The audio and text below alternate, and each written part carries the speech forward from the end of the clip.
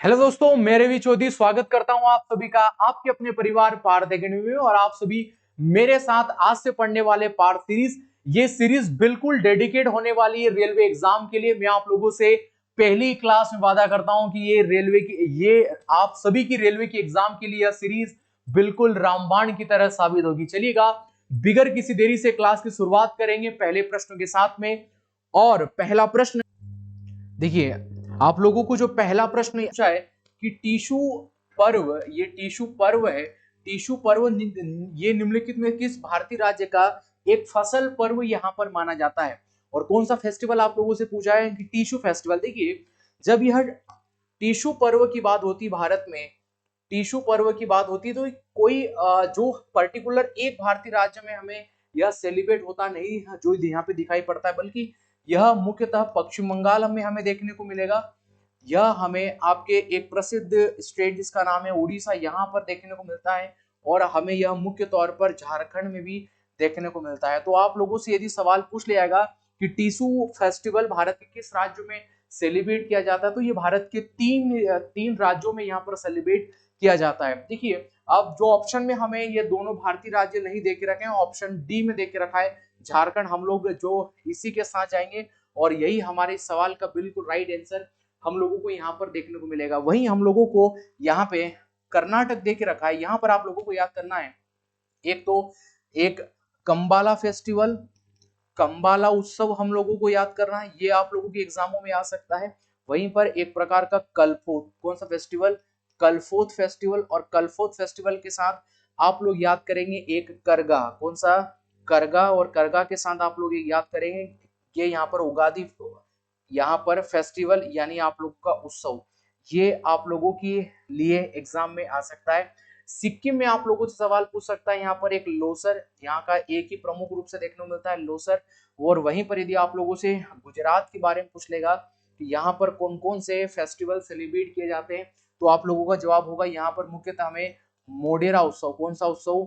एक मोडेरा उत्सव हमें यहाँ पर देखने को मिलेगा। वहीं पर हमें यहाँ पर माधवपुर मेला, कौन सा? एक माधवपुर मेला हमें यहाँ पर देखने को यहाँ पर मिलता है। वहीं हमें यहाँ पर एक रण उत्सव, कौन सा उत्सव? रण उत्सव देखने को मिलेगा। और वहीं पर यहाँ पर हमें एक खेल उत्सव भी देखने को मिलेगा, खेल उत्सव। तो ये सभी हमें गुजरात के फेमस फेस्टिवल यहाँ पर देखने को मिलते हैं। तब देखिएगा, यह माधवपुर मेला में आप लोगों से ये भी यहाँ पे पूछ सकता है, यह एक प्रकार का पशु मेला, पशु मेले का भी आयोजन यहाँ पर किया जाता है। इसी माधवपुर मेला में एक एक पशु मेले का यहाँ पर आप लोगों का आयोजन भी किया जाता है। ये भी आप लोगों से प्रश्न पूछ सकता है, तो आप लोगों को यहाँ पर आना चाहिए था। हम लोगों से केवल सवाल पूछा था कि टीशु पर्व निम्नलिखित में किस भारतीय राज्य का एक फसल पर्व यहाँ पर है, तो फिर राइट आंसर हमें देखने को मिलेगा कि झारखंड का बिल्कुल हमें यहाँ पे राइट आंसर होता हुआ दिखाई पड़ेगा। चलिएगा, बढ़ेंगे नेक्स्ट प्रश्न पर। और नेक्स्ट प्रश्न हमें यहाँ पर क्या देखने को मिलेंगे, निम्नलिखित में कौन यहाँ पर अलीगढ़ आंदोलन के सहयोगी थे? तो ये कौन सहयोगी देखने को मिलेंगे? चार ऑप्शन देके रखे, मोहम्मद इकबाल, अब्दुल कलाम आजाद, बदरुद्दीन तैयबजी या फिर चिराग अली। तो ऑप्शन डी के साथ जाएंगे। यही यहाँ पर जो आप लोगों का अलीगढ़ मुस्लिम, अलीगढ़ अलीगढ़ हमें आंदोलन होता हुआ दिखाई देगा। और इसके प्रमुख सूत्रपात कौन माने गए? सर सैयद मोहम्मद, सर सैयद मोहम्मद यहाँ पर माने जाते हैं। और जो इनका साथ किसने दिया था यहाँ पर? चिराग अली ने। कौन ने दिया था? चिराग, जो यहाँ पर जो अली ने दिया था। ये आप लोगों को याद रखना है। ऑप्शन नंबर डी के साथ जाएंगे, बिल्कुल हमें यहाँ पर राइट आंसर देखने को मिलेगा। चलिएगा, बढ़ेंगे नेक्स्ट प्रश्न पर। और जो नेक्स्ट प्रश्न आप लोगों को यहाँ पर क्या देखने को मिलेगा, उस फुटबॉल क्लब का नाम बताइए जिसने हाल ही में ईस्ट बंगाल फुटबॉल क्लब को हराकर डुरंड कप 2023 ट्रॉफी का 132वां संस्करण जीता है। तो हाल ही में किस फुटबॉल क्लब ने 132वां डुरंड कप को यहाँ पर अब जो अपने नाम किया है? तो आप लोगों को याद होना चाहिएगा कि 2023 में जो डुरंड कप जीता है, जो डुरंड कप का खिताब जीता है, वो किस टीम के द्वारा जीता गया है? वह हाल ही में जो 132वां संस्करण है ये डुरंड कप का, यह मोहन बागान कप के द्वारा जीता गया। मोहन बागान कप यहाँ पर होना चाहिएगा। और मोहन बागान ने 1-0 से ईस्ट बंगाल को यहाँ पर हराया था। ये भी आप लोगों से यहाँ पे सवाल पूछ लेगा कि 1-0 से हराया था। और वहीं पर दोस्तों यदि 2024 का पूछ लेगा कि 2024 का डूरंड कप किसने जीता है, 2024 का डूरंड कप किस टीम ने जीता है, तो फिर याद होगा north east United. North east United द्वारा यह कप को जीता गया है। हमारे सवाल का बिल्कुल राइट आंसर देखने को मिलेगा ऑप्शन नंबर ए। हाल ही में जो डूरंड कप 2023 में जो जीता है वो किसने जीता है, मोहन बागान सुपर जायंट ने हाल ही में यह जीता है। चलिएगा बढ़ते हैं नेक्स्ट प्रश्न पर। और जो नेक्स्ट प्रश्न हमें यहाँ पर क्या देके रखा है, 2017 ब्रह्मपुत्र साहित्य महोत्सव किस शहर द्वारा आयोजित किया गया था। तो ये वैसे ही प्रश्न आप लोगों को रेलवे में देखने को मिलेंगे। अब ये हम लोगों से सवाल पूछा है कि 2017 में ये जो हमें ब्रह्मपुत्र फेस्टिवल देखने को मिलेगा, ब्रह्मपुत्र यहाँ पर साहित्य उत्सव जो हमें यहाँ पर यह देखने को मिलेगा, ये 2017 में गुवाहाटी में आयोजन किया गया था। कहां पर, गुवाहाटी में इसका जो आयोजन किया था। इस सवाल का बिल्कुल हमें राइट आंसर देखने को मिलेगा ऑप्शन नंबर डी के साथ जाएंगे। जब हम लोग यहाँ पर बात करते हैं ब्रह्मपुत्र रिवर की, कौन सी रिवर की बात करेंगे, ब्रह्मपुत्र रिवर के बारे में बात करेंगे। इसी रिवर का जो हमें जो ओरिजिन कहाँ से देखने को मिलेगा, इसका उद्गम हमें कहाँ से देखने को मिलेगा, तो आप लोगों को याद होना चाहिएगा कि तिब्बत में हमें एक चेमायुंगडुंग ग्लेशियर, चेमायुंगडुंग ग्लेशियर देखने को मिलेगा। और ये जो चेमायुंगडुंग ग्लेशियर है, इसी चेमायुंगडुंग ग्लेशियर से ब्रह्मपुत्र रिवर का प्रवेश होता है। और तिब्बत में जो इसका क्या नाम जो देखने को मिलेगा, हमें सांगपो नाम देखने को मिलेगा। ये आप लोगों को याद होना चाहिए। और यही ब्रह्मपुत्र रिवर जब भारत में प्रवेश करेगी तो किस दर्रे से प्रवेश करती है, जिसका नाम है यांग्याप दर्रा। कौन सा दर्रा, यांग्याप दर्रे से ब्रह्मपुत्र रिवर भारत में प्रवेश करती है। यह आप लोगों को यहाँ पर याद होना चाहिए। यह जैसे ही भारत में प्रवेश करेगी तो यह मुख्य रूप से यहाँ पे अरुणाचल प्रदेश में बहती है। यहाँ पर इसका नाम हमें दिहांग देखने को मिलेगा। कहाँ पर इसका नाम हमें दिहांग देखने को मिलेगा। जब ब्रह्मपुत्र रिवर मुख्यतः जब आपके असम राज्य में जब इसके द्वारा प्रवेश किया जाता है, कौन से राज्य में, असम राज्य में, तो यही राज्य में ब्रह्मपुत्र रिवर का नाम ब्रह्मपुत्र वास्तव में हमें देखने को मिलेगा। और यही रिवर पर हमें विश्व का सबसे बड़ा नदी द्वीप देखने को मिलेगा, जिसका नाम है मांजुली द्वीप। कौन सा द्वीप देखने को मिलेगा, एक हमें मांजुली द्वीप यहाँ पर देखने को मिलेगा। और यही रिवर पर हमें ब्रह्मपुत्र रिवर का सबसे छोटा द्वीप भी देखने को मिला, जिसका नाम है उमानंद। क्या देखने को मिलेगा, उमानंद द्वीप सबसे छोटा द्वीप इसका माना जाता है। और जो सबसे बड़ा द्वीप जो देखने को मिलेगा वो हमें मांजुली द्वीप यहाँ पर देखने को मिलता है। ये भी आप लोगों को यहाँ पर याद होना चाहिए था। लेकिन हमारे सवाल का जो राइट आंसर देखने को मिलेगा, गुवाहाटी के साथ हम लोग यहाँ पर जाएंगे। चलिएगा बड़े नेक्स्ट प्रश्न पर चले। देखिए फिफ्थ क्वेश्चन हमें यहाँ पर क्या देके रखा है, भगोड़ा आर्थिक अपराधी विधेयक 2017 किस मंत्रालय द्वारा पारित किया गया था। अब ये भगोड़ा आर्थिक जो ये आपका विधेयक 2017 क्या आप लोगों से बोलना चाह रहा है, जो अब देखिएगा इसका मतलब ये है, यदि कोई जो अपराधी है और उसने 100 करोड़ से ज्यादा का अपराध किया है तो पहले तो उसकी संपत्ति पूरी तरीके से इस विधेयक के द्वारा जब्त कर ली जाएगी। और यह किसने पेश किया था आप लोगों के लोकसभा में, तो उस समय के जो वित्त मंत्री हुआ करते थे, और उस समय वित्त मंत्री कौन हुआ करते थे, स्वर्गीय अरुण जेटली के द्वारा, यह बिल लोकसभा में क्या किया गया था, पारित किया गया था। आप लोगों को याद यहाँ पर होना चाहिए था। तो यह किस मंत्रालय द्वारा पारित किया गया था, यह वित्त मंत्रालय के द्वारा पारित किया गया था। इनका कहना था यदि कोई अपराधी है और उस अपराधी के द्वारा यदि 100 करोड़ से ज्यादा का, पहली बात तो उस व्यक्ति के ऊपर अपराध चल रहे हैं, और जो अपराध चल रहे हैं वो राशि तय की गई थी 100 करोड़ से ज्यादा के अपराध यदि उस व्यक्ति के ऊपर चल रहे हैं तो पहली ही बार में उस व्यक्ति की संपूर्ण संपत्ति जो संपत्ति है वो पूरी तरीके से क्या कर ली जाएगी, जब्त यहाँ पर कर ली जाएगी। ये आप लोगों को याद होना चाहिए।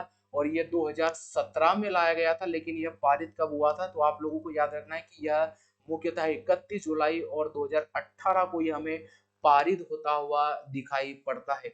देखिए कब आया था, 2017 में आया था, लेकिन पारित कब हुआ था लोकसभा और राज्यसभा से, तो ये डेट याद रखिएगा इस दिन यहाँ पर लोकसभा और राज्यसभा दोनों से ही क्या हो चुका था, यह जो आपराधिक विधेयक पास हो चुका था। ठीक है, इस सवाल का बिल्कुल राइट आंसर देखने को मिलेगा ऑप्शन नंबर डी, यानी भगोड़ा आर्थिक अपराधी विधेयक 2017 वित्त मंत्रालय द्वारा पेश किया गया था। चलिएगा बढ़ेंगे नेक्स्ट प्रश्न पर, और जो नेक्स्ट प्रश्न हमें यहाँ पर क्या देख रखा है, पैरा ओलंपिक 2024 में सचिन सर्जेराव ने गोला फेंक में कितने मीटर थ्रो कर सिल्वर मेडल जीता है। तो आप सभी जानते हैं कि अभी हाल ही में यहाँ पर पैरा ओलंपिक हमें यहाँ पर समाप्त होते हुए दिखाई दे रहे हैं।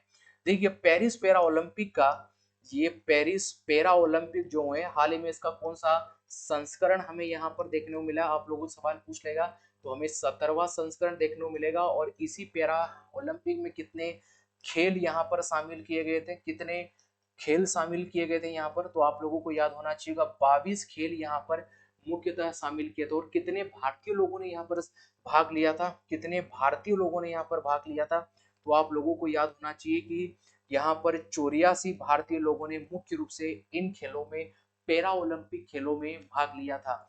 ये भी आप लोगों से यहाँ पे सवाल पूछ सकता है। और वहीं पर भारतीय पैरा ओलंपिक समिति, भारतीय पैरा, यहाँ पर यदि आप लोगों से सवाल पूछ लेगा भारतीय पैरा जो ओलंपिक समिति की स्थापना कब की जाती है, तो यहाँ पर समिति की स्थापना 1992 में हमें देखने को मिली। लेकिन हम लोगों से जो सवाल पूछा है यहाँ पर, सचिन सर्जेराव ने गोला फेंक कितने मीटर में सिल्वर मेडल जीता है, तो 16.32 मीटर में इन्होंने सिल्वर मेडल प्राप्त किया है। और वहीं पर जब हम लोग गोल्ड मेडल की बात करेंगे तो अवनी लेखरा, अवनी यहाँ पर लेखारा, अवनी लेखारा ने यहाँ पर शूटिंग में गोल्ड मेडल प्राप्त किया है। और वहीं पर आप लोगों को याद होना चाहिएगा कि प्रवीण कुमार, कौन, प्रवीण कुमार ने भी गोल्ड मेडल प्राप्त, ये सभी पैरा ओलंपिक के गोल्ड में आप लोगों को लिखा रहा हूँ। प्रवीण कुमार ने लंबी कूद में यहाँ पर प्राप्त किया है, ये आप लोगों को यहाँ पर याद होना चाहिएगा। और वहीं पर हरविंदर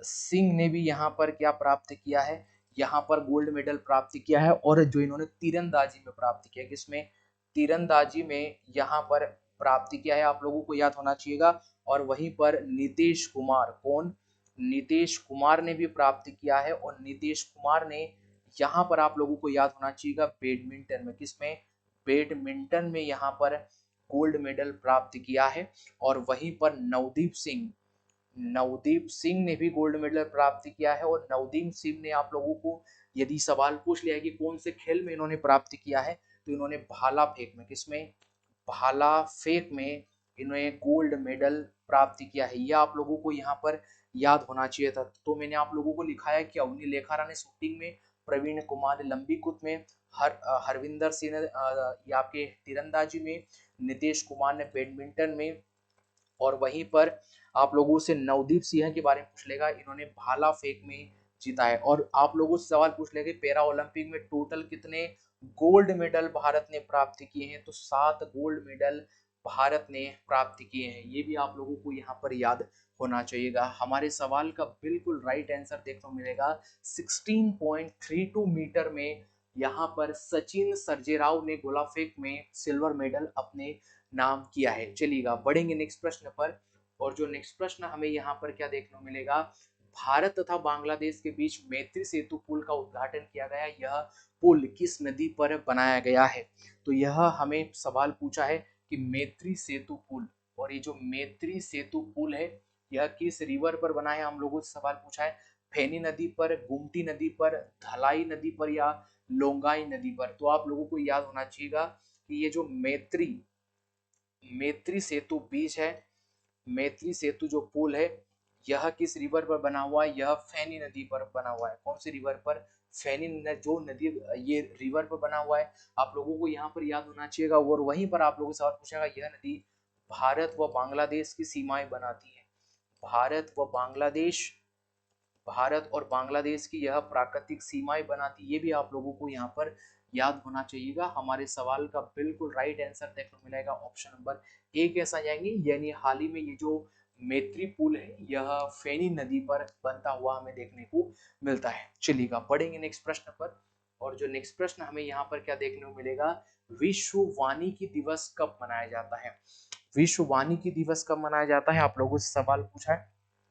देखिएगा, पहले हम लोग बात करेंगे 8 मार्च को क्या मनाया जाता है, विश्व महिला दिवस हम लोग मनाते हैं। महिला दिवस हम लोग मनाते हैं, महिला दिवस के रूप में इसको सेलिब्रेट किया जाता है। और 21 मार्च को ही हम लोग विश्व वानिकी दिवस सेलिब्रेट करते हैं। विश्व वानिकी दिवस हम लोग यहाँ पर सेलिब्रेट करते हैं। आप लोगों को याद होना चाहिए 5 जून को विश्व पर्यावरण दिवस हम लोग मनाते हैं। विश्व पर्यावरण दिवस, विश्व पर्यावरण दिवस हम लोग यहाँ पर सेलिब्रेट करते हैं, आप लोगों को याद होना चाहिए। और 22 जून को विश्व वर्षावन, विश्व वर्षावन दिवस के रूप में हम लोग सेलिब्रेट करते हैं। ये भी आप लोगों को याद होना। जब जून की बात हो रही तो आप लोगों को यहाँ पर 21 जून भी याद होना चाहिए। इस दिन हम योग दिवस के रूप में मनाते हैं, योग दिवस के रूप में हम लोग बनाते हैं। और वहीं पर 14 जून के बारे में पूछ लेगा कि 14 जून को हम लोग क्या सेलिब्रेट करते हैं, तो विश्व रक्तदान दिवस, विश्व हम लोग यहाँ पर रक्तदान दिवस सेलिब्रेट करते हैं। ये भी आप लोगों को यहाँ पर याद होना चाहिएगा। हम लोगों से जो सवाल पूछा था कि विश्व वानिकी दिवस कब मनाते हैं, तो विश्व वानिकी दिवस 21 मार्च को यहाँ पर सेलिब्रेट किया जाता है। ये आप लोगों को यहाँ पर याद होना चाहिए था। चलिएगा, बढ़ेंगे नेक्स्ट प्रश्न पर। और जो नेक्स्ट प्रश्न आप लोगों को यहाँ पर क्या देख रखा है कि संपत्ति के अधिकार को मौलिक अधिकारों की सूची से किसने शासनकाल के दौरान हटाया गया था, यानी संपत्ति के अधिकार को कब हटाया गया था। उस समय भारत के प्रधानमंत्री कौन हुआ करते थे। 4 ऑप्शन आप लोगों को देख रखा है यहाँ पर, इंदिरा गांधी सरकार, मोरारजी देसाई सरकार, नरसिम्हा राव सरकार या अटल बिहारी वाजपेयी जी की सरकार हमें यहाँ पर देखने को मिलेगी। ठीक है, ये आप लोगों से यहाँ पे सवाल पूछा है। देखिएगा, जब हमें संपत्ति के अधिकार की बात होती है तो हम लोग जानते हैं कि आर्टिकल 19 की बात होती है। और आर्टिकल 19 के ये जो आप लोगों का जो आर्टिकल 19 ए में हम लोगों को देख रखा है, वाक जो एवं अभिव्यक्ति की स्वतंत्रता, अभिव्यक्ति की स्वतंत्रता हम लोगों को यहाँ पर देख रखी। आर्टिकल आपके 19 यानी आपके 19 के बीच में शांतिपूर्वक हम लोग रह सकते हैं, शांतिपूर्वक की यहाँ पर बात करता है। वहीं पर आर्टिकल आपके 19C में हमें संघ व सहकारी समिति बनाने के लिए यहाँ पर पेशकश जो की जाती है, यहाँ पर हम लोगों को लोगों को देख के रखा है। आर्टिकल 19D में क्या देख रहा है, कहीं पर घूमने की स्वतंत्रता है, संपूर्ण घूमने की स्वतंत्रता हम लोगों को यहाँ पर दे के रखता है। और वहीं पर हमें आर्टिकल 19 का जो हमें ई दे के रखता है, यहाँ पर हम लोगों को क्या दे के रखा था, तो यहाँ पर हम लोगों को कहीं भारत में कहीं पर बसने की स्वतंत्रता, भारत में कहीं पर जो बसने की स्वतंत्रता हम लोगों को यहाँ पर देखने को मिलेगी। और वहीं पर आर्टिकल जो 19 का एफ हमें देख रखा था, यहाँ पर हमें संपत्ति का अधिकार देख रखा था। और यही संपत्ति के अधिकार को आप सभी जानते हैं दोस्तों, इसी संपत्ति के अधिकार को कि 44वां जब संविधान संशोधन किया गया, और यही 44वां संविधान संशोधन 1978 में होता हुआ हम लोगों को देखने को मिलेगा। उस समय जो सरकार हुआ करती थी वह मोरारजी देसाई की यहाँ पर सरकार हमें देखने को मिलती है। ठीक है, तो ये जब संपत्ति का अधिकार आर्टिकल 19 से हटाया गया था, तो इसको आपके यहाँ पर जो आर्टिकल क्रमांक 300A में इसको जोड़ दिया गया। तो इसको किस में जोड़ा गया था, 300A में जोड़ा गया था। ये भी आप लोगों को यहाँ पर याद होना चाहिएगा। उस समय जो देश के प्रधानमंत्री हुआ करते थे वो मोरारजी देसाई हम लोगों को यहाँ पर देखने को मिलते हैं। चलिएगा, पढ़ेंगे नेक्स्ट प्रश्न पर। और जो नेक्स्ट प्रश्न हमें यहाँ पर क्या देखने को मिलेगा, अधिकांश भूपट्टी किस सेल से बनी होती है। तो अधिकांश भूपट्टी किससे मिलकर बनी होती है, हम लोगों से यहाँ पे सवाल पूछा है। ठीक है, देखोगा जो देखो, पहले तो इस सवाल का राइट आंसर देखने को मिलेगा, यह जो आग्नेय सेल से बनी होती हुई हम लोगों को देखने को मिलती है। वहीं पर देखो, हमें 3 परतें यहाँ पर धरती पर देखने को मिलेगी, एक क्रस्ट, एक मेटल और एक कोर। क्रस्ट, मेटल और कोर, हमें 3 परतें यहाँ पर देखने को मिलेगी। यदि आप लोगों को सवाल पूछेगा क्रस्ट किन किन दो मुख्यतः ये तत्वों से मिलकर बनी होती है, धातुओं से मिलकर बनी होती है, तो आप लोगों को याद होना चाहिए कि यह मुख्यतः सिलिकॉन व एल्यूमिनियम एल्यूमिनियम से यह मिलकर बनी होती है। ये आप लोगों को यहाँ पर याद होना चाहिएगा। और वहीं पर मेटल के बारे में पूछ लेगा, क्रस्ट, मेटल, कोर, तो ये जो मेटल है यह सिलिकॉन, यहाँ पर यह सिलिकॉन व यहाँ पर यह मैग्नीशियम मैग्नीशियम की बनी होती है। ये आप लोगों को यहाँ पर याद होना चाहिएगा। और कोर बनी होती है यहाँ पर निकिल व फेरस की, किसकी? निकिल व फेरस की, यह इन दोनों से मुख्यतः यह मिलकर बनी होती है। तो हमें क्रस्ट देखने को मिलती है परत, एक हमें क्रस्ट, मेटल और कोर यहाँ पर देखने को मिलती है। ठीक है, लेकिन इस सवाल का हम लोगों से सवाल पूछा था कि अधिकांश भूपट्टी में किस सेल से बनी होती है, कौन सी सेल हमें यहाँ पर बनी होती है, तो आग्नेय सेल से यह बनी होती है। ऑप्शन नंबर ए बिल्कुल हमें यहाँ पर राइट आंसर देखने को मिलता है। चलिएगा बढ़ेंगे नेक्स्ट प्रश्न पर।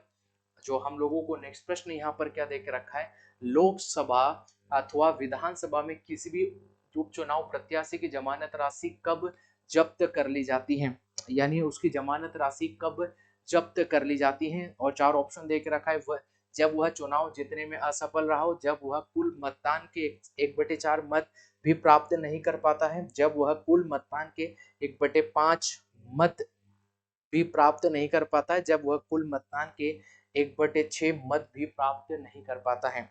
तो आप सभी जानते हैं जब भी लोकसभा के चुनाव हो, या जब भी भारत में राज्यसभा के चुनाव हो, या जब भी हमें मुख्यतः विधानसभा के चुनाव देखने को मिलते हैं, यदि कोई भी उम्मीदवार है, यदि उसको 1/6 से, कितने, कुल मत का 1/6 यदि उसको प्राप्त नहीं होता है, तो उसकी जमानत राशि जब्त कर ली जाती है।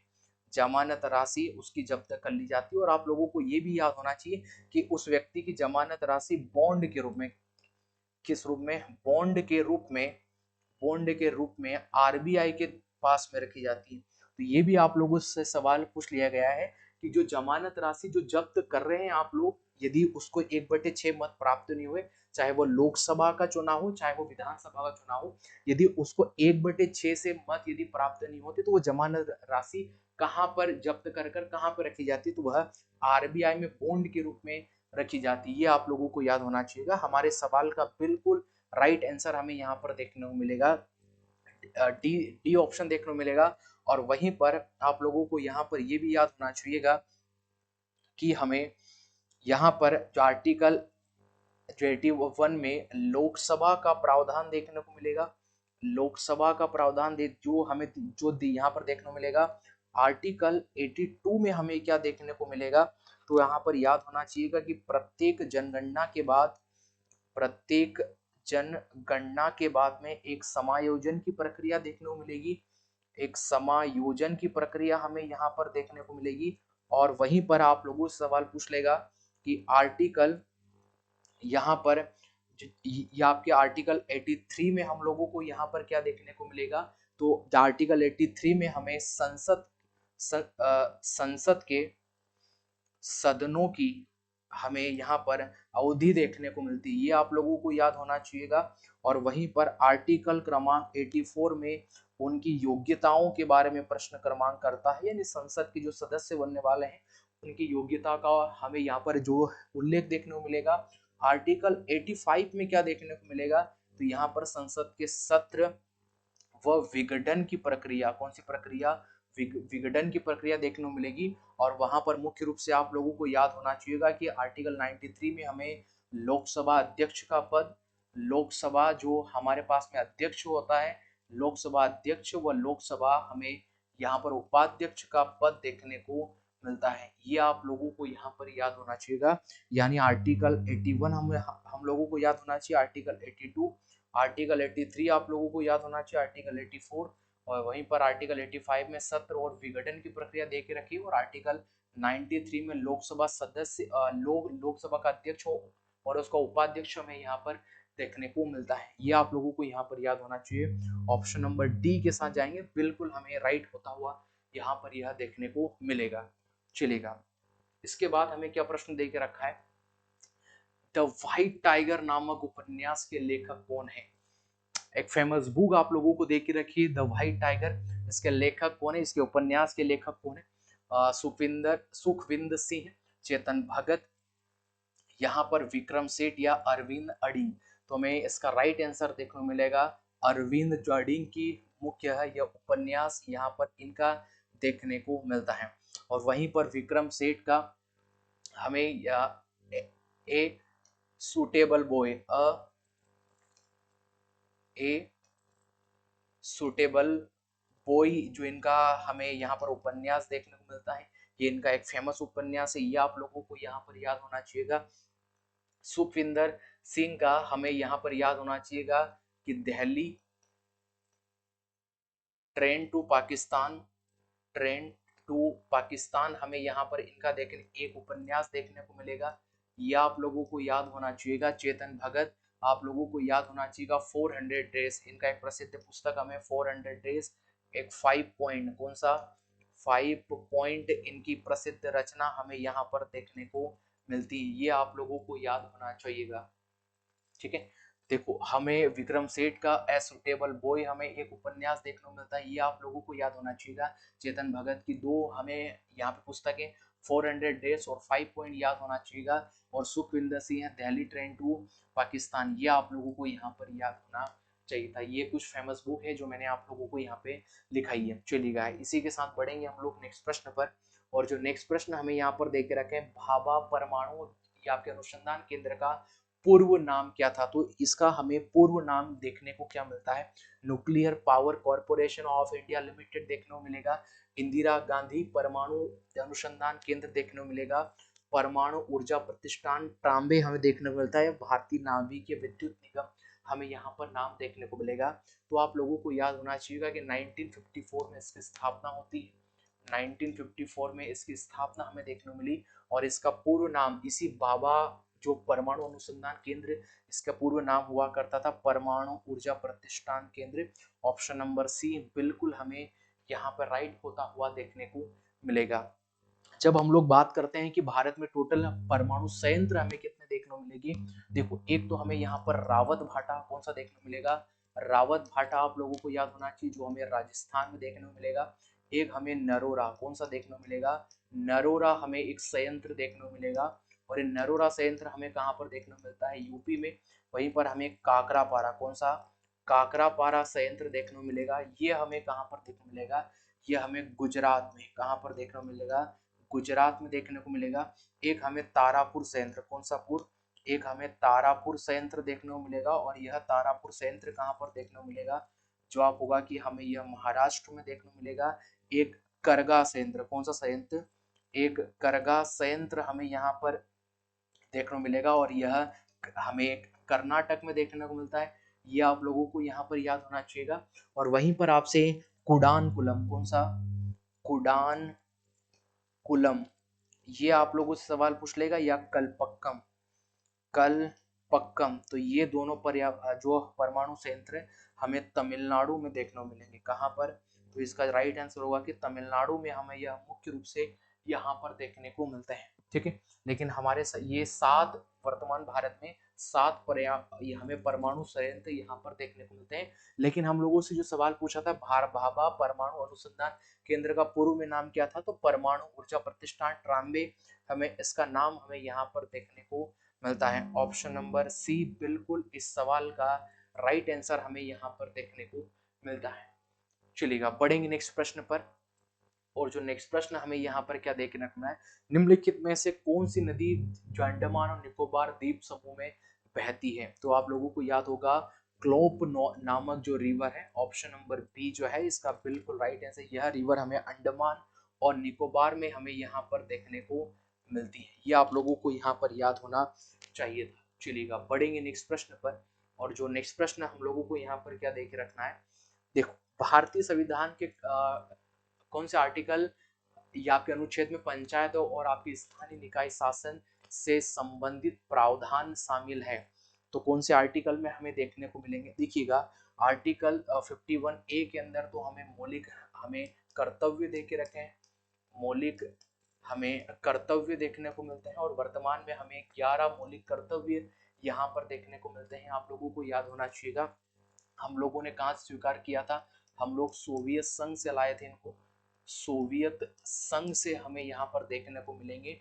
और आप लोगों को याद होना चाहिए सरदार स्वर्ण सिंह, सरदार सरदार स्वर्ण सिंह जो समिति की सिफारिश पर इनको भारतीय संविधान में जोड़े गए थे, ये भी आप लोगों को यहाँ पर याद होना चाहिएगा। और जो आर्टिकल 21 में हमें यहाँ पर क्या देख रखा है, तो आप लोगों को याद होना चाहिए कि यहाँ पर हमें प्राण एवं दैहिक स्वतंत्रता, प्राण एवं जो दैहिक स्वतंत्रता है हमें यहाँ पर यह दे के रखा है, यह आप लोगों को यहाँ पर याद होना चाहिएगा।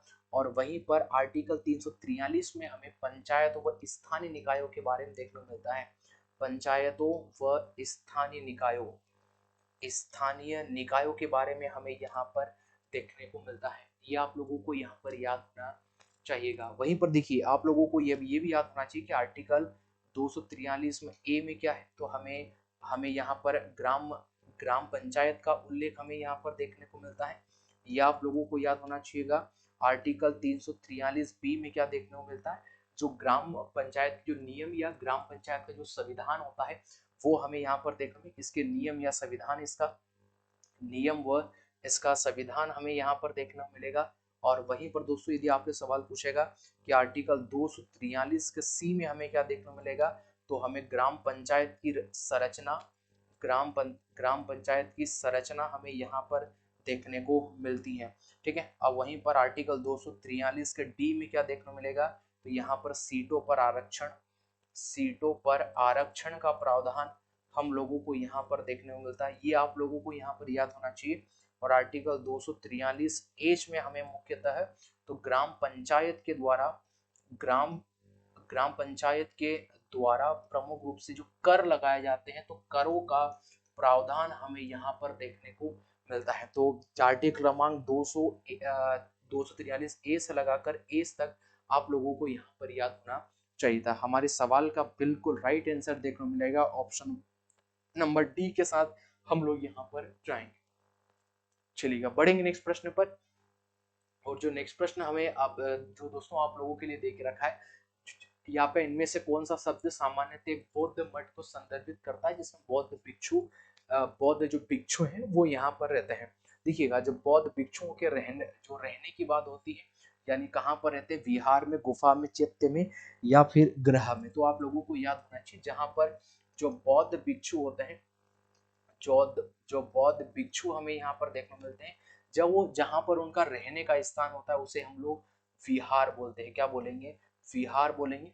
यहाँ पर एक प्रकार का चैत्य हमें देख रखना है, और इस चैत्य का मतलब कहाँ पर है, जहाँ पर जो बौद्ध भिक्षु होते हैं, बौद्ध भिक्षु जो हमें यहाँ पर देखने को मिलते हैं, उनका जो पूजा गृह होता है, पूजा जो उनका जो हमें जो उन लोगों का अर्चना गृह देखने को मिलता है, उसे हम लोग चैत्य बोलते हैं।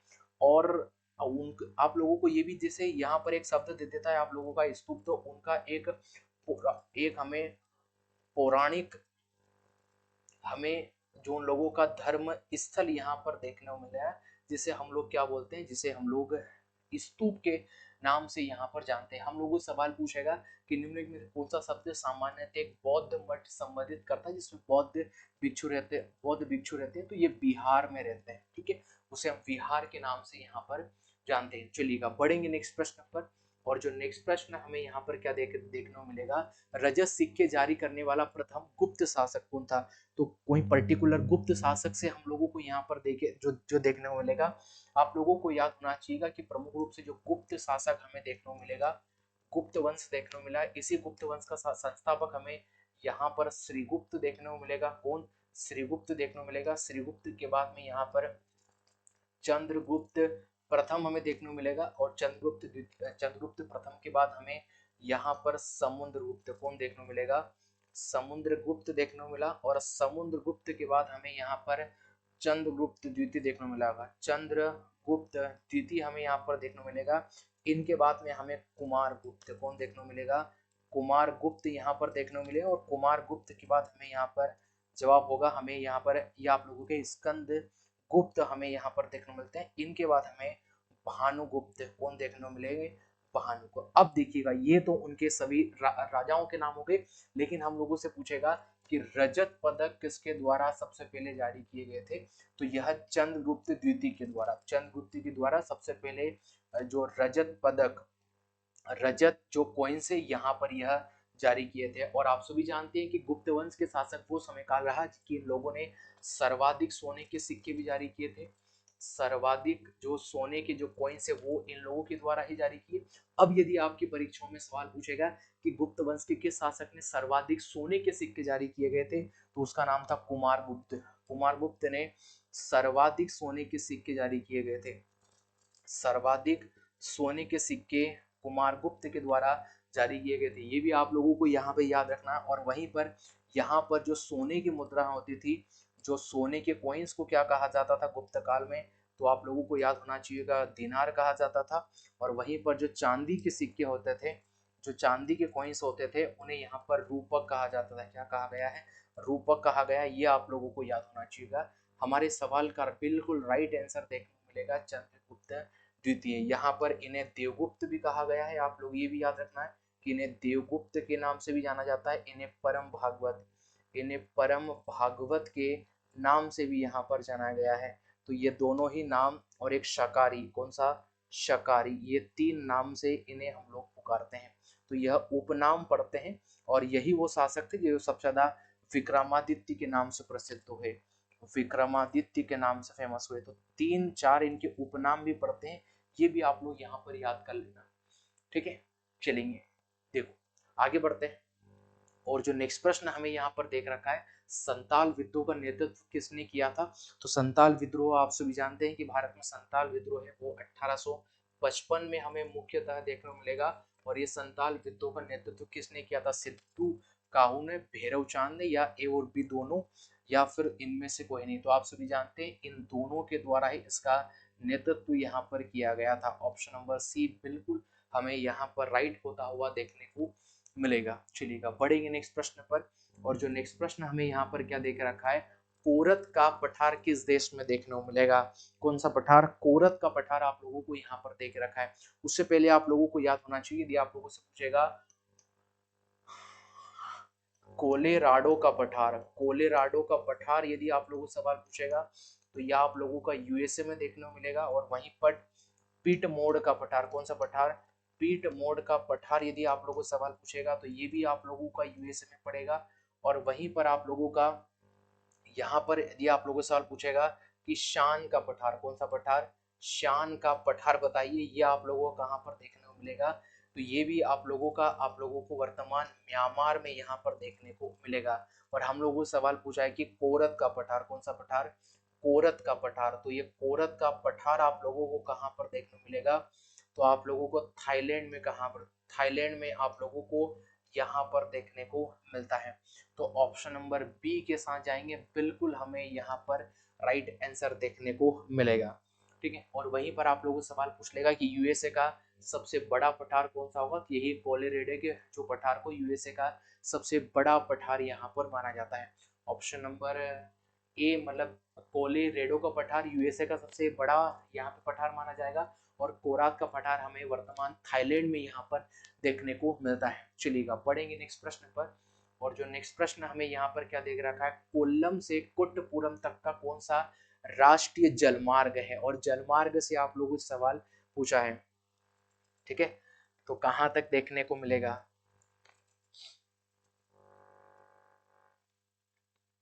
देखो आप लोगों को कहां से कहां तक देखने को मिलेगा। देखो नेशनल हाईवे यदि वन की बात करेगा तो वन आप लोगों को कहां से कहां तक देखने को मिलेगा?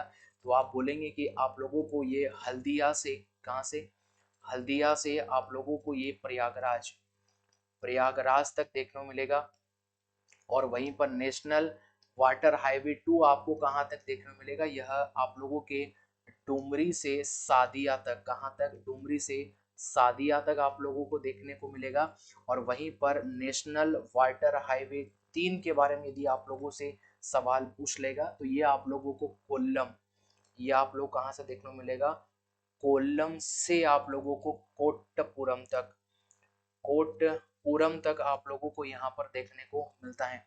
यानी ऑप्शन नंबर थर्ड हमें बिल्कुल यहाँ पे राइट आंसर देखने को मिलेगा। हल्दिया से प्रयागराज, डुमरी से सादिया तक और नेशनल ये जो वाटर हाईवे कोल्लम से कोटपुरा तक, वहीं पर नेशनल वाटर हाईवे जो 4 है, आप सभी को कमेंट बॉक्स में सवाल देना है कि नेशनल जो वाटर हाईवे 4 है यह हमें कौन से दो राजमार्गों को आपस में जोड़ता है। चलिएगा बढ़ेंगे नेक्स्ट प्रश्न पर। ये नेशनल वाटर हाईवे पहला है, ठीक है। चलिएगा बढ़ेंगे नेक्स्ट प्रश्न पर, जो आप लोगों को क्या देख रखा है, भारतीय संविधान की संघीय व्यवस्था के संबंध में इनमें से कौन सी विशेषता सही है। अब देखिए संघीय व्यवस्था का मतलब क्या होता है, जहां पर केंद्र में भी एक सरकार हो और जैसी सरकार केंद्र में है उसी वैसी सरकार प्रशासन व्यवस्थाओं को संभालने के लिए पर्टिकुलर राज्यों में भी हमें सरकारें देखने को मिलती है। और वैसी प्रक्रिया जब इन दोनों के बीच में जो तालमेल हमें जो देखने को मिलता है, वर्तमान में हम उसे द्वैध शासन यहाँ पे बोल सकते हैं। तो ये द्वैध शासन देखने को मिलेगा। पहला ऑप्शन जो देखने को मिला, संसद के निम्न सदन में राज्यों का समान प्रतिनिधित्व देखने को मिलेगा, बल्कि भारत में ऐसा हमें देखने को नहीं मिलता है। दोहरी नागरिकता नहीं, बल्कि भारत में हमें एकल नागरिकता देखने को मिलती है, जो हम लोगों ने ब्रिटेन के यहाँ पे संविधान से लिया है। संसद के या फिर उच्च सदन में सभी राज्यों का समान प्रतिनिधित्व देखने को मिलेगा। तो हमें संसद के जो उच्च सदन यानी जिसे हम लोग राज्यसभा के नाम से जानते हैं, वहां पर हमने सभी का समान प्रतिनिधित्व यहाँ पर नहीं देखने को मिलता है, बल्कि हमें सभी का अलग अलग प्रतिनिधित्व जो देखने को मिलता है। और उसका कारण है जनसंख्या। जनसंख्या के कारण हम लोगों ने सभी की सीटों को अलग अलग तरीके से प्रावधान यहाँ पर दिया है। आप लोगों को याद होना चाहिए द्वैध शासन इसके अंदर बिल्कुल सही होगा। यानी जो संघीय व्यवस्था होती है, संघीय व्यवस्था में द्वैध शासन यहाँ पर देखा जाता है। ऑप्शन नंबर बी बिल्कुल हमें यहाँ पर राइट होता हुआ देखने को मिलेगा। चलिएगा बढ़ेंगे नेक्स्ट प्रश्न पर। और जो नेक्स्ट प्रश्न हमें यहाँ पर क्या देखने को मिलेगा, पेरिस ओलंपिक 2024 में किसने महिलाओं की 10 मीटर एयर पिस्टल फाइनल में भारत के लिए पहला पदक जीता है। निखिल बत्रा, निखिल जरीन या मनु भाकर। आप सभी जानते हैं दो दो कांस्य मेडल इनके द्वारा प्राप्त किए। ऑप्शन नंबर सी बिल्कुल हमें यहाँ पर देखने को मिलेगा। चलिएगा बढ़ेंगे नेक्स्ट प्रश्न पर। और जो नेक्स्ट प्रश्न हमें देखने को मिलेगा कि तृतीय आंग्ल मैसूर युद्ध के दौरान बंगाल के गवर्नर जनरल कौन थे। तो हमें हमें आंग्ल मैसूर युद्ध देखने को मिलेंगे। और पहला हमें आंग्ल मैसूर युद्ध कब देखने को मिलेगा, फर्स्ट आंग्ल मैसूर युद्ध, फर्स्ट आंग्ल मैसूर युद्ध हमें कब देखने को मिलेगा।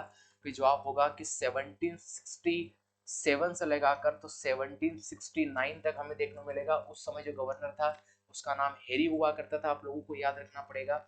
और सेकंड हमें जो आंग्ल मैसूर युद्ध देखने को मिलेगा, सेकंड आंग्ल मैसूर युद्ध जो हमें यहाँ पर देखने को मिलेगा वो हमें 1700 हमें यहाँ पर या आपके 80 से लगाकर 1784 तक। और उस समय जो गवर्नर जनरल हुआ करता था, उस समय जो गवर्नर हुआ करता था उसका नाम था वारेन हेस्टिंग। कौन हुआ करता था, वारेन हेस्टिंग्स हमें यहाँ पर देखने को मिलता है, आप लोगों को याद होना चाहिएगा। और जो तीसरा हमें आंग्ल मैसूर युद्ध देखने को मिलेगा, आंग्ल मैसूर जो युद्ध हमें यहाँ पर देखने को मिलेगा। और ये तीसरा आंग्ल मैसूर युद्ध 1790 के और पांडवों के बीच में हमें देखने को मिलेगा। इस समय जो गवर्नर हुआ करता था वो द्वितीय अर्ल कॉर्नवालिस था। कौन था, द्वितीय अर्ल कॉर्नवालिस हमें यहाँ पर देखने को मिलेगा। ऑप्शन नंबर सी के साथ हम लोग यहाँ पर जाएंगे। चलिएगा यही हमें यहाँ पर बिल्कुल राइट होता हुआ देखने को मिलेगा। चलिएगा बढ़ेंगे नेक्स्ट प्रश्न पर। और जो नेक्स्ट प्रश्न हम लोगों को यहाँ पर क्या देख रखा है, भारत में ऊर्जा क्षेत्र में या आपके अक्षय ऊर्जा विभिन्न क्षेत्रों का योगदान निम्न है। यानी हमें ये बताना है भारत में जितनी भी ऊर्जा उत्पादन होती है उसका या आपके अक्षय ऊर्जा का कितना प्रतिशत हमें यहाँ पर देखने को मिलेगा। चलिएगा देखो 21%, 64%, 2% या 13% हमें भारत में अक्षय ऊर्जा का प्रतिशत देखने को मिलेगा। देखो कुछ विशेष आंकड़े जो आप लोगों को याद रखना है, यदि आप लोगों से पूछेगा कि आपकी जो अक्षय यहाँ पर जो ऊर्जा कितना परसेंट देखने को मिलेगा, तो 21% हमें देखने को मिलता है। इस सवाल का right answer option number A हमें यहाँ पर देखने को मिलेगा। यदि आप लोगों से सवाल पूछेगा हाइड्रो ऊर्जा, हाइड्रो ऊर्जा में हमें कितना परसेंट देखने को मिलेगा, तो 13% हमें योगदान होता हुआ दिखाई देगा। और वहीं पर थर्मल ऊर्जा, कौन सी ऊर्जा, थर्मल ऊर्जा का कितना परसेंट योगदान देखने को मिलेगा, तो 64% हमें यहाँ पर देखने को मिलता है। और वहीं पर यदि आप लोग सवाल ये पूछ लेगा कि नाभि की ऊर्जा, तो नाभि की ऊर्जा का परसेंट कितना देखने को मिलेगा? केवल 2% हमें वर्तमान में देखने को मिलता है। ठीक है, 21% बिल्कुल हमारे सवाल का राइट आंसर हमें यहाँ पर देखने को मिलता है। चलिएगा बढ़ेंगे नेक्स्ट प्रश्न पर। ये आप लोगों को एटलीस्ट ये डाटा तो यहाँ पर याद होना चाहिए था। चलिएगा बढ़ेंगे नेक्स्ट प्रश्न पर। हम लोगों को देख के रखा है निम्नलिखित में किस क्षेत्र में एक आपकी स्प्रेडशीट सॉफ्टवेयर अधिक उपयोगी होता है, और आपकी स्प्रेडशीट कौन सी सॉफ्टवेयर में हम लोग यूज करते हैं? तो आप सभी जानते हैं हम लोग पावर पॉइंट में इसका हम लोग आपके MS एक्सेल में जो हम लोग मुख्यतः इसका जो उपयोग होता हुआ हम लोग देखते हैं, और एक आपके स्प्रेडशीट सॉफ्टवेयर आपका अधिक उपयोगी होता है जिसे हम लोग, ये आपका ऑप्शन नंबर सी के साथ जाएंगे, जिसे हम लोग आपके जिसका क्या नाम देखने को मिलता है, ये आप लोगों का यहाँ पर जो आप लोगों का स्टेटिक हमें नाम देखने को मिलता है। ऑप्शन नंबर सी बिल्कुल यहाँ पे सही देखने को हमें मिलता है। ठीक है, जिनके लिए, और यही आपके जो MS एक्सेल में हम लोग स्प्रेड सीट का प्रयोग होता हुआ देखने को मिलता है। चलिएगा बढ़ेंगे नेक्स्ट प्रश्न पर। और जो नेक्स्ट प्रश्न हमें देखने को मिलता है, बिजली बंद कर दिए जाने के बाद जो आपकी स्टोरेज अपना डाटा रखती है उसे कहते हैं, उसे कौन सी आपकी स्टोरेज के नाम से जाना जाता है? देखो, हमें जो आपकी स्टोरेज देखने को मिलती है, यानी जो हमें मेमोरी हमें यहाँ पर देखने को मिलती है, वो दो प्रकार की मेमोरी देखने को मिलेगी। जो एक प्रकार की हमें वोलेटाइल मेमोरी, कौन सी? वोलेटाइल मेमोरी हमें यहाँ पर देखने को मिलेगी, और एक प्रकार की हमें नॉन वोलेटाइल मेमोरी हम लोगों को देखने को मिलती हैं। यानी जब लाइट चली जाती तो वो अपना काम करना बंद कर देती, वैसी मेमोरी को हम लोग वोलेटाइल मेमोरी बोलते हैं। लेकिन लाइट जाने के बाद भी जिनका स्टोरेज, जिनका डाटा हमें सुरक्षित देखने को मिलता है, उसे हम लोग नॉन वोलेटाइल मेमोरी देखने को मिलती है। जैसे रोम हो गया, रोम एक हमें नॉन वोलेटाइल मेमोरी देखने को मिलती है। जैसे हार्ड डिस्क हो गया, ये भी हमें नॉन वोलेटाइल मेमोरी का एक फॉर्म देखने को मिलता है। और वहीं यहाँ पर हमें रैम देखने को मिलेगी, ये हमारी वोलेटाइल मेमोरी एक प्रकार की कैशे मेमोरी होती है। कौन सी मेमोरी? कैशे मेमोरी होती है। ये कैशे मेमोरी भी हमें एक प्रकार की वोलेटाइल मेमोरी यहाँ पर देखने को मिलती है। ये आप लोगों को याद होना चाहिए। बिजली बंद कर दी जाने के बाद जो स्टोरेज अपना डाटा सुरक्षित रखती है उसे हम लोग बोलते हैं वोलेटाइल मेमोरी।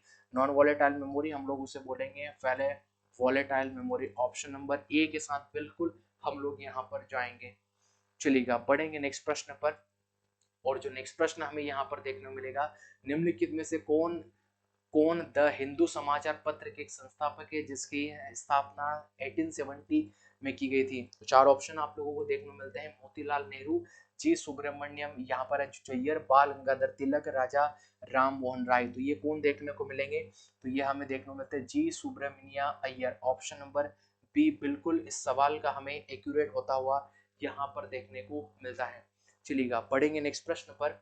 और जो नेक्स्ट प्रश्न हमें यहाँ पर क्या देखने को मिलेगा, वैश्विक शांति सूचकांक 2024 में भारत की रैंक क्या है?